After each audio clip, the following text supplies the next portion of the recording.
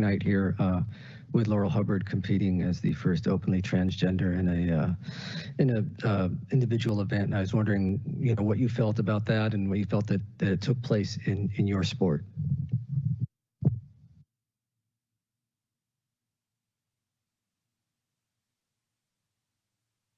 No, thank you. Hi guys, welcome back to the channel. So we have some great news coming from the International Olympic Committee. It has set a new policy banning transgender athletes from competing in the women's category, banning them once and for all. According to multiple reports, the policy is reportedly set to cover those with differences of sex development. So they are banning males with DSD, as well as men who identify as women. In other words, no longer allowing men to compete against women at the Olympics. And this is something that we have seen with our own eyes. Just last year, we saw 2 gold medals in boxing go to 2 male boxers. That was a travesty. That made a joke out of the Paris Olympics. And the IOC now has a female president, and she vowed to protect the female category. Now, obviously, when they first vowed to protect the female category, we were like, okay, so do it. Well, now they're doing it. So I'm very, very happy to hear that news. However, it is a little frustrating that it's taken so long, and it's a little frustrating that they are citing scientific evidence as reason for the new policy. A new discovery has been made. Men are stronger than women. Men are faster than women. Men can jump higher than women. Men have a physical advantage over women. That is the new discovery that has been made, apparently. The way they're presenting it is trans women are thought to have an advantage over biological females. That's how they're presenting it. No, this whole time we have been talking about men, not a subset of women. Straight up dudes. In the 1900s, this very same organization, I don't know if it was called the IOC back then, but the Olympics introduced a female category for our very inclusion, for us to be able to compete in the Olympics. Because if women had to compete against men, women wouldn't get to compete in the Olympics. So I don't know what this new scientific discovery is. Remember, this is the same organization that commissioned some woke study that had the nerve to claim that trans women, men, were actually at a disadvantage because of the hormone therapy and all of that. That's what they were trying to push not too long ago.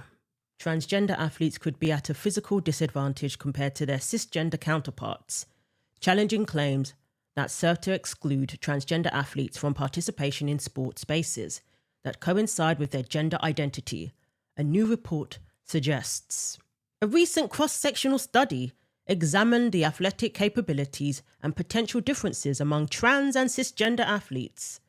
This investigation was the first to be funded by the International Olympic Committee on the subject and marks the first analysis on athletes who have undergone gender-affirming hormone therapy. This was the lie that wasn't just pushed by the IOC, it was pushed, in general, by trans activists who love to commission these studies, telling us that hormone therapy levels the playing field. They ignored the studies that actually said that that was a lie, the studies that showed that the complete opposite was true, that men being on hormones doesn't negate the advantages they have over females. It may slightly lower their performance against other men, because obviously taking cross-sex hormones can't be good for you. But that doesn't make them women. That doesn't mean that their performance is comparable to women. No. And there was a reason why the female category was introduced in the first place. Take a look around. There are categories in the Olympics for a reason. And the IOC had no business blurring those categories based on identity. We know that women have lost out on at least 900 medals throughout the years because the IOC decided to no longer protect the integrity of the female category. They got rid of the genetic sex testing in the 90s, at the end of the 90s. And ever since then, we've had men infiltrating the women's category across various events. Well, no more, thankfully.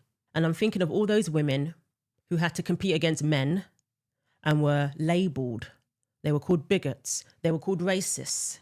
They didn't reach their potential in their careers because they were competing against men. One race had 3 male athletes atop the podium, while the women were called sore losers. Women who would have been Olympic champions in their discipline, Olympic champions, robbed of that title, or robbed of being a silver medalist, bronze medalist, robbed of those accolades. I'm thinking about them today as this news comes out.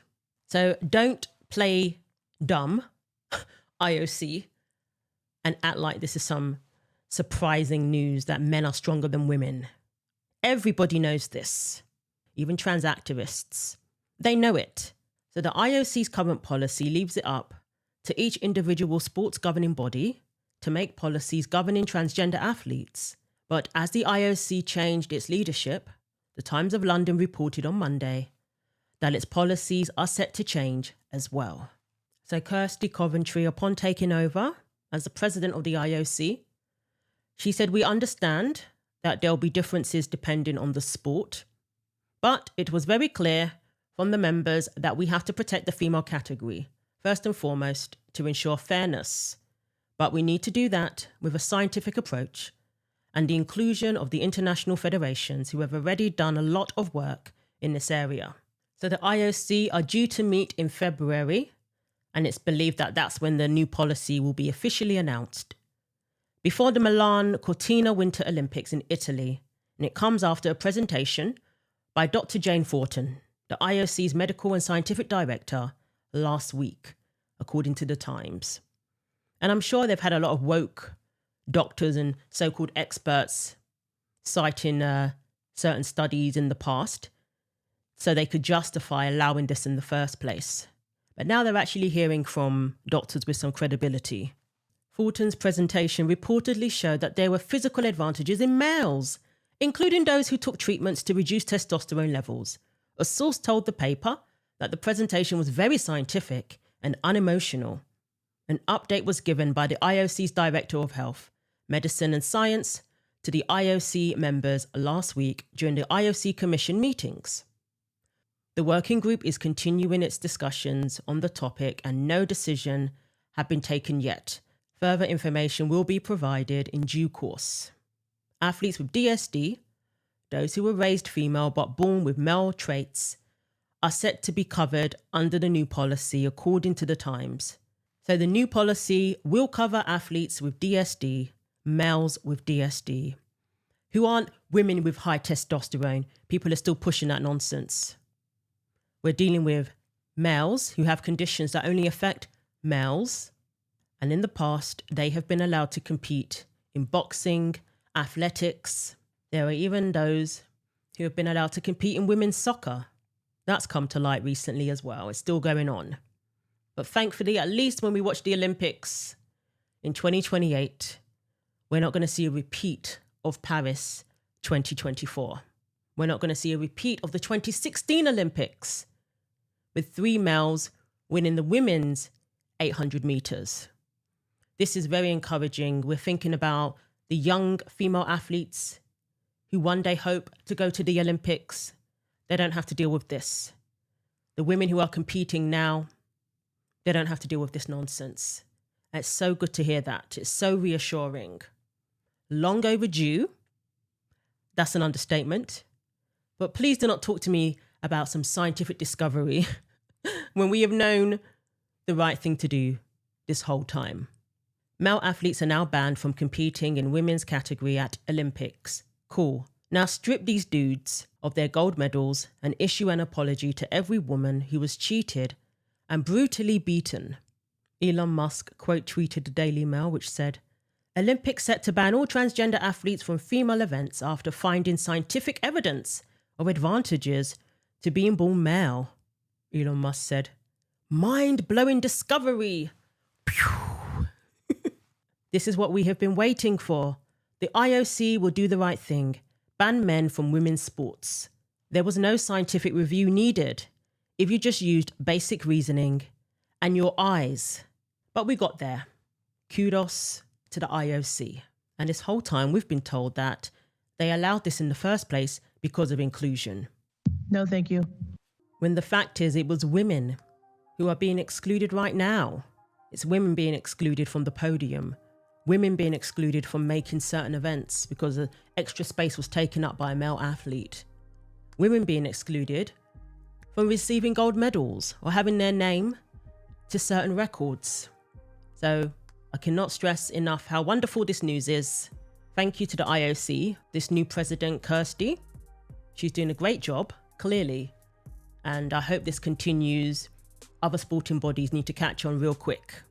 So let's hope that these sporting bodies will finally begin to protect the female category. Incorporate genetic sex testing. Incorporate that, please. That's going to be the only way. So let me know what you think about this wonderful news. Let me know what you think about this scientific discovery as well. They finally realized that males have a physical advantage in sports over women. Thanks for watching. Like, comment and subscribe. Take care of yourselves, and God willing, I will see you in the next video.